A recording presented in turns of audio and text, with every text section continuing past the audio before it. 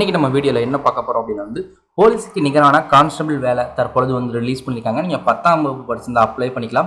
அதே மாதிரி ஹெட் கான்ஸ்டபிளுக்கும் வேலை ரிலீஸ் பண்ணியிருக்காங்க. இதே மாதிரி என்னென்ன ஜாப்லாம் சொல்லியிருக்காங்க, யார் யாரெல்லாம் அப்ளை பண்ணலாம் அப்படிங்கிறத டீட்டெயில்டாக பார்க்க போகிறோம். ஆன்லைன் மூலமாக தான் நீங்கள் அப்ளை பண்ண முடியும். இந்த ஜாப் நோட்டிஃபிகேஷன் பொறுத்தவரை போலீஸுக்கு நிகரான ஒரு டிபார்ட்மெண்ட்லேருந்து ரிலீஸ் பண்ணியிருக்காங்க. அது மத்திய அரசுலேருந்து பார்த்தீங்கன்னா ரிலீஸ் பண்ணியிருக்காங்க. நீங்கள் சிஆர்பிஎஃப்க்கு ட்ரை பண்ணுறீங்க, அல்லது சிஏபிஎஃப்க்கு ட்ரை பண்ணுறீங்க, அல்லது நீங்கள் போலீஸ் டிஎன்யூ எஸ்ஆர்பிக்கே நீங்கள் ட்ரை பண்ணுறீங்க அப்படின்னாலும் உங்களுக்கு ஓரளவுக்கு இங்கிலீஷ் நாலேஜ் இருக்குது அப்படின்னா நீங்கள் இந்த ஜாப்புக்கு தாராளமாக நீங்கள் ட்ரை பண்ணலாம். இதில் எஸ்ஐக்கும் வேலை சொல்லியிருக்காங்க. இந்த ஜாப் நோட்டிஃபிகேஷன் எங்கேருந்து வந்திருக்கு அப்படின்னு பார்த்தீங்கன்னா பார்டர் செக்யூரிட்டி ஃபோர்ஸ் சொல்லக்கூடிய இந்த டிபார்ட்மெண்ட் ரிலீஸ் பண்ணியிருக்காங்க. பிஎஸ்எஃப் கான்ஸ்டபிள் ட்ரேட்மெண்ட் ரிக்ரூட்மெண்ட் 2024 பொறுத்தவரை ஹெட் கான்ஸ்டபிள் மற்றும் அசிஸ்டன்ட் ஏர்கிராஃப்ட் மெக்கானிக் மற்றும் ரேடியோ மெக்கானிக்லாம் வேலை சொல்லியிருக்காங்க. எஸ்ஐக்கும் இதில் வேலை இருக்குது. ஏப்ரல் 15ஆம் தேதி கடைசி நாளாக சொல்லியிருக்காங்க. இந்த கான்ஸ்டபிள் வேலைக்கு அப்ளை பண்ணுறவங்க ஃபுல்லாக அந்த வீடியோ பாருங்கள். இது ரெகுலர் பேசிஸில் தான் எடுக்கிறாங்க. இந்த ஹெட் கான்ஸ்டபிள்லேயே பார்த்தீங்கன்னா ஐடிஐ முடித்தவங்களுக்குலாம் நிறைய ஜாப் சொல்லியிருக்காங்க. 10th முடித்தவங்களுக்கும் சில ஜாப்லாம் சொல்லியிருக்காங்க. அது என்னென்ன ஜாப், எப்படி அப்ளை பண்ணுறது அப்படிங்கிறத டீட்டெயில்டாக பார்க்க போகிறோம். மொத்தம் 82 காலி பணியிடங்கள் இருக்குது. ஆல் ஓவர் இந்தியாவில் இருக்குது. இந்த ஜாப் பொறுத்தவரை ஏப்ரல் 15ன்னு சொல்லியாச்சு. அஃபிஷியல் லிங்க்கும் ரிலீஸ் பண்ணியிருக்காங்க.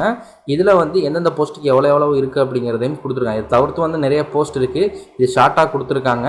இதில் பார்த்தீங்கன்னா கான்ஸ்டபிளுக்கு 39 வேக்கன்சி, எஸ்ஐக்கு 22 vacancy, radio mechanic 11 vacancy, head கான்ஸ்டபிளுக்கு 2 வேக்கன்சி. இந்த மாதிரி ஒவ்வொரு போஸ்ட்டுக்கும் தனித்தனியாக கொடுத்துருக்காங்க. இது தவிர்த்தும் நிறைய வேக்கன்சி இருக்குது. அதே மாதிரி இந்த இடத்துல பார்த்தீங்கன்னா உங்களுக்கு இப்போ ஐடிஐ நீங்கள் ப்ளம்பர் முடிச்சிருக்கீங்க அப்படின்னா ஹெட் கான்ஸ்டபிள் ப்ளம்பருக்கு அப்ளை பண்ணிக்கலாம். ஐடிஐ கார்பெண்டர்னா அதுக்கு நீங்கள் அப்ளை பண்ணிக்கலாம். இதே மாதிரி ஜென்ரல் மெக்கானிக், லைன்மேன் அப்படின்னு சொல்லிட்டு நிறைய இருக்குது. இது எல்லாமே ஐடிஐ முடிச்சவங்க அப்ளை பண்ணுற மாதிரி கொடுத்துருக்காங்க. தவிர்த்து இந்த ஒரு சில போஸ்ட்டு மட்டும் பார்த்தீங்கன்னா 10th படித்தவங்க அப்ளை பண்ணுற மாதிரி இருக்கும். மோஸ்ட்லி இந்த ஜாப் ஐடிஐ முடித்தவங்களுக்கு ரொம்ப சூட்டபுளாக இருக்கும். அதே மாதிரி எஸ்ஐக்கெலாம் அப்ளை பண்ணுறவங்க அவங்க டிகிரி முடிச்சிருந்தா அவங்க ட்ரை பண்ணிக்கலாம். இதில் அந்த இன்ஃபர்மேஷன்லாம் இன்னும் அப்டேட் ஆகலை. அது கூடிய விரைவில் அப்டேட் பண்ணிடுவாங்க. அதே மாதிரி மினிமம் 18 வயசுக்கு மேற்பட்டவர்கள் அல்லது 18 வயசு பூர்த்தி பண்ணவங்க அப்ளை பண்ணிக்கலாம். அதுவும் 15/4/2024 இந்த ஏஜுக்குள்ளே இருக்கணும். மேக்ஸிமம் ஏஜ் லிமிட் கான்ஸ்டபிளுக்கு பார்த்தீங்கன்னா 25 வயசு வரை சொல்லியிருக்காங்க. எல்லா போஸ்ட்டுமே 25 வயசு வரை தான் இருக்குது. ஜென்ரல் கேட்டகரி தவிர்த்து இருக்கக்கூடிய கேட்டகரி பார்த்தீங்கன்னா ஏஜ் ரிலாக்ஸேஷன் கொடுத்துருக்காங்க. எஸ்சி, எஸ்டி, ஓபிசி, பிடபிள்யூடி இந்த மாதிரி ஏஜ் ரிலாக்ஸேஷனும் இருக்குது.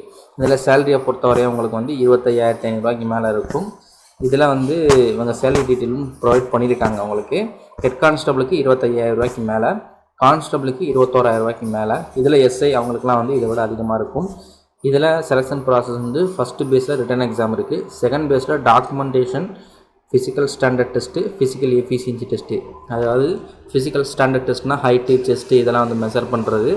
அதே மாதிரி ஃபிசிக்கல் எஃபிஷியன்சி டெஸ்ட் அப்படின்னா running, long jump, high jump, shot put இந்த மாதிரி பார்த்திங்கன்னா உங்களுக்கு டிபெண்ட்ஸ் அப்பான் அவங்க என்ன சொல்லியிருக்காங்களோ அதை பொறுத்து சேஞ்ச் ஆகும். ஹைட்டு மெஷர்லாம் பண்ணுவாங்க, அதையும் பார்த்துக்கோங்க. ஹைட்டு நார்மலாக சென்ட்ரல் கவர்மெண்ட்டில் சிஆர்பிஎஃப்க்கு, பிஎஸ்எஃப்க்கு அவங்க வச்சுருக்கக்கூடிய அந்த நாம்ஸ் படி அவங்க ஹைட்டு இது பண்ணுவாங்க. ஆண்கள், பெண்கள் இருவருக்குமே அந்த வேக்கன்சி இருக்கும். இதில் ஃபீஸ் பொறுத்தவரையாக பார்த்திங்க அப்படின்னா பெண்கள், எஸ்சி, எஸ்டி, பிஎஸ்எஃப் சர்விங் பர்சன்ஸ்க்கு ஃப்ரீயாக அப்ளை பண்ணிக்கலாம்னு சொல்லிட்டாங்க. மற்றபடி இருக்கக்கூடிய 100 ரூபா பே பண்ணணும். ஆன்லைன்லேயே நீங்கள் பேமெண்ட் கட்டிக்கலாம். இதற்கான லிங்க்கு, ப்ரொசீஜர்லாம் கொடுத்துருக்காங்க. ஃபஸ்ட் எடுத்தோடனே அவங்க வெப்சைட்டுக்கு போக சொல்லியிருக்காங்க. அதில் போய்ட்டு நியூ ரிஜிஸ்ட்ரேஷன் பண்ணிவிட்டு லாகின் பண்ண சொல்லியிருக்காங்க. அப்ளிகேஷன் ஃபில் பண்ண சொல்லியிருக்காங்க. அதுக்கப்புறம் டாக்குமெண்ட்ஸ் நீங்கள் அதிலே அப்லோட் பண்ண வேண்டியிருக்கும். ஃபோட்டோ, சிக்னேச்சர், ஸ்பெசிஃபிக் ஃபார்மேட்டில் எல்லாமே அப்லோட் பண்ணணும். பேமெண்ட் பண்ணிவிட்டு அப்ளிகேஷன் ரிவ்யூ பண்ணிட்டு நீங்கள் சப்மிட் பண்ணணும். இந்த இதில் பார்த்தீங்கன்னா நீங்கள் கண்டிப்பாக உங்கள் அப்ளிகேஷனை பிரிண்ட் அவுட்டும் எடுத்து வச்சுக்கோங்க. ஃப்யூச்சரில் தேவைப்படலாம். இதுக்கு நோட்டிஃபிகேஷன் பார்க்குறது டவுன்லோட் அப்படிங்கிற ஆப்ஷனை கிளிக் பண்ணி நீங்கள் பார்த்துக்கலாம். அப்ளிகேஷன் டவுன்லோட் ஆன உடனே உங்களுக்கு இது வரையாக பார்த்த இன்ஃபர்மேஷன் இருக்கும்.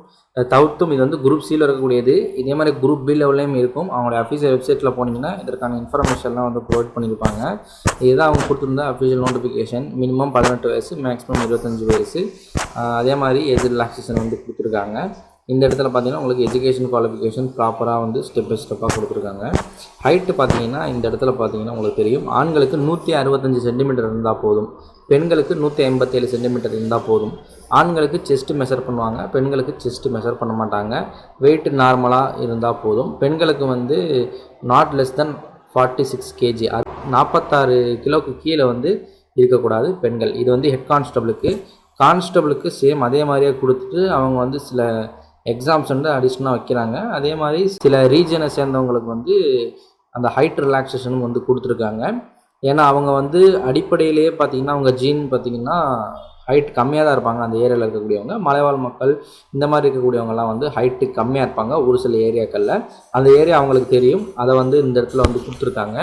நாகாஸு, மிசோரம்ஸ் இந்த மாதிரி பார்த்திங்கன்னா சில ஏரியாக்கள் வந்து கொடுத்துருக்காங்க. இவங்களும் பார்த்திங்கன்னா இதுக்கு அப்ளை பண்ணிக்கலாம். அதே மாதிரி கான்ஸ்டபிளுக்கு ஹைட்டு, செஸ்ட்டு, வெயிட்டு இதெல்லாம் வந்து செக் பண்ணுறாங்க. பெண்களுக்கு வந்து நாட் அப்ளிகபிள் ரெண்டுமே. வெயிட்டு பார்த்திங்கன்னா 46 கிலோக்குள்ளே இருக்கணும். இந்த இடத்துல பார்த்திங்கன்னா ஐசைட்டு, கண் பார்வை திறன் எப்படி இருக்கணும் அதெல்லாம் கொடுத்துருக்காங்க. டேட்டு வந்து போட்டிருக்கக்கூடாதா அப்படிங்கிற இன்ஃபர்மேஷன் இதெல்லாமே வந்து இந்த இடத்துல கொடுத்துருக்காங்க. Certificate procedure and apply format and selection process பார்த்திங்கன்னா உங்களுக்கு ஃபஸ்ட்டு பேஸ்லேயே உங்களுக்கு வந்து என்னென்ன சொல்கிறாங்க அப்படின்னா general intelligent reasoning, general awareness, technical சப்ஜெக்ட்லேருந்து கொஸ்டின் கேட்குறாங்க. 100 கொஸ்டின் வந்து கேட்குறாங்க. 100 மார்க்குக்கு எக்ஸாம் 2 மணி நேரம் எக்ஸாம் வந்து கண்டக்ட் பண்ணுறாங்க. தமிழ்நாட்டிலையும் உங்களுக்கு எக்ஸாம் இருப்பதற்கான வாய்ப்புகள் இருக்குது. தமிழ்நாட்டில் சென்னையில் இருப்பதற்கான வாய்ப்புகள் வந்து நிறையவே இருக்குது. நெக்ஸ்ட்டு பார்த்திங்கன்னா இந்த இடத்துல வந்து செகண்ட் பேஸ் எக்ஸாம் வந்து கண்டக்ட் பண்ணுறாங்க. இமெயிலோ எஸ்எம்எஸ் மூலமாகவோ உங்களுக்கு கால் லெட்டர் வரும். நீங்கள் எடுத்துக்கிட்டு நீங்கள் செகண்ட் பேஸ் வந்து document, physical test, physical ability test இல்லை ட்ரேட் டெஸ்ட் நீங்கள் வந்து அட்டன் பண்ணணும். இதிலேயே பார்த்தீங்கன்னா மெடிக்கல் எக்ஸாமினேஷன் இருக்குது. அந்த மெடிக்கல் எக்ஸாமினேஷன்லேயே பார்த்தீங்கன்னா ரீமெடிக்கல் எக்ஸாமினேஷனும் வந்து உங்களுக்கு இருக்குது. அது டிபெண்ட்ஸ் அப்பான் உங்கள் செலெக்ஷன் ப்ராசஸில் உங்களுக்கு வந்து இன்டிமேட் பண்ணுவாங்க என்ன அப்படிங்கிறத. டாக்குமெண்டிஃபிகேஷனில் என்ன கொண்டு போகணும், ஃபிசிக்கல் டெஸ்ட் என்ன இருக்குது அப்படிங்கிற இன்ஃபர்மேஷன் இருக்குது. ஃபிசிக்கல் டெஸ்ட்டை பொறுத்தவரை ஃபிசிக்கல் எஃபிஷியன்சி டெஸ்ட் அப்படி இருக்குது. ஹைட்டு, செஸ்ட் இதெல்லாம் மெஷர் பண்ணுறது அளவுன்னு பார்த்துடும். இப்போ வந்து running, long jump, high jump இதெல்லாம் வந்து சொல்லியிருக்காங்க. ஆண்களுக்கு எவ்வளவு, பெண்களுக்கு எவ்வளவு அப்படிங்கிற அந்த எவ்வளோ மினிட்ஸை வந்து அவங்க ஓடணும், எவ்வளோ கிலோமீட்டர் வந்து அவங்க ரீச் பண்ணணும். அதே மாதிரி வந்து 3 சான்ஸ் கொடுப்பாங்க லாங் ஜம்பில், எவ்வளோ ஃபீட் வந்து அவங்க வந்து தாண்டணும் அப்படின்லாம் கொடுத்துருக்காங்க. இந்த இடத்துல வந்து ஃபஸ்ட்டு டேபிள் காலத்தில் அதை வந்து மென்ஷன் பண்ணியிருக்காங்க. இதுக்கு வந்து மெடிக்கல் எக்ஸாமினேஷன் இருக்குது. அந்த மெடிக்கல் எக்ஸாமினேஷன் பற்றின இன்ஃபர்மேஷனும் அவங்க வந்து ப்ரொவைட் பண்ணியிருக்காங்க. அப்ளிகேஷன் ஃபீஸ் பார்த்தாச்சு. அதே மாதிரி நேம் ஆஃப் தி சென்டரும் கொடுத்துருக்காங்க. நேம் ஆஃப் தி சென்டர் நமக்கு வந்து பெங்களூரில் தான் இருக்குது, தமிழ்நாட்டில் கிடையாது. பெங்களூரில் பார்த்தீங்கன்னா உங்களுக்கு பிஎஸ்எஃப் பெங்களூர் ஏர்ஃபோர்ஸ் ஸ்டேஷன் அப்படின்னு சொல்லி கொடுத்துருக்காங்க. இந்த இடத்துல போய் தான் நீங்கள் வந்து ரீச் பண்ண வேண்டியிருக்கும். ஏதாவது ஒரு செலெக்ஷன் ரிலேட்டடான ஏதாவது ஒரு queries வந்துச்சுன்னா அங்கே தான் போக வேண்டியிருக்கும். அதே மாதிரி எக்ஸாம் பார்த்தீங்கன்னா ரிக்ரூட்மெண்ட் சென்டர்னு கொடுத்துருக்காங்க.